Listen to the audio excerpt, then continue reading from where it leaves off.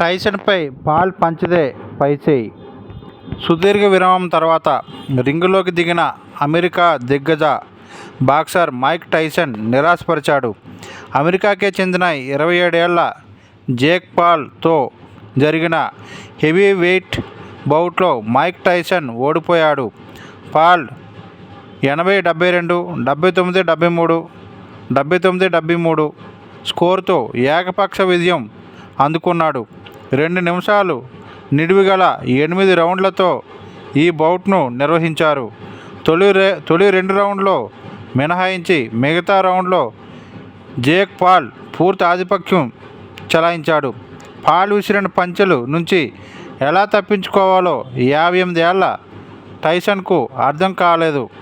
ఒకప్పుడు ప్రత్యర్థులను తన పదునైన పంచెలతో అడలెత్తించిన టైసన్ తాజా ప్రదర్శనతో వయసు ప్రభావం స్పష్టంగా కనిపించింది.